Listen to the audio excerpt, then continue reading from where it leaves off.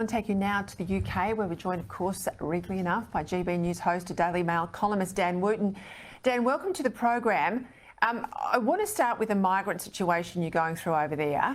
Last year, there was at least one boat full of illegal migrants, largely, of course, from Africa and Albania, arriving on your shores every couple of days. Of course, the cost of all of this is out of control. We know this well in Australia. Your broken asylum system is costing the government around $3 billion a year, £3 billion, I might add, sorry.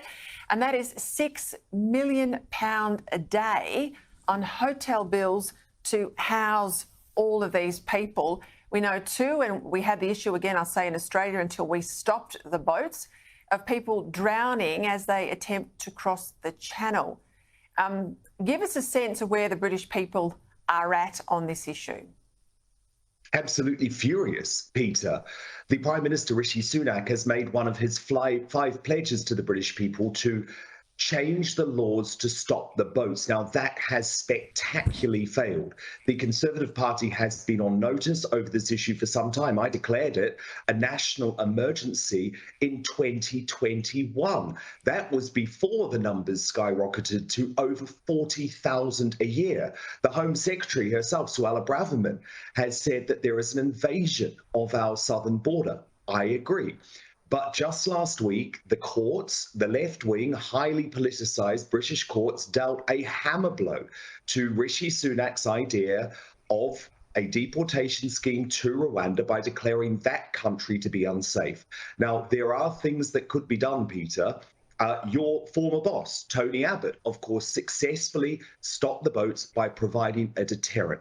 The issue is that Rishi Sunak, who is a globalist politician, even though he is part of the Conservative Party, doesn't have the guts to leave the European Convention on Human Rights, which I now believe is the only way for this policy to be enacted. So this is a political disaster, but it's also, Peter, a humanitarian disaster for this country. You know, I spoke to a man called Peter Wallace on my show a couple of weeks ago.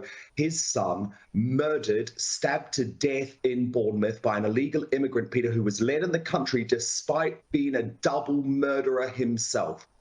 So this is a make or break issue for the Prime Minister, who has to start showing the same sort of courage that your former Prime Minister did. I have to say, you talked about lack of guts there from Rishi Sunak, and if I had to say, the one thing that makes a difference with a policy like that is resolve. You have to have resolve. The bureaucrats, the justice system, human rights bodies internationally, every one of them will put up some sort of obstacle.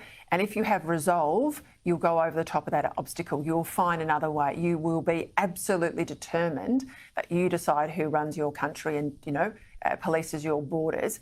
But if you are a weak reed, you will fall over at that task. And I think that's the challenge the UK has.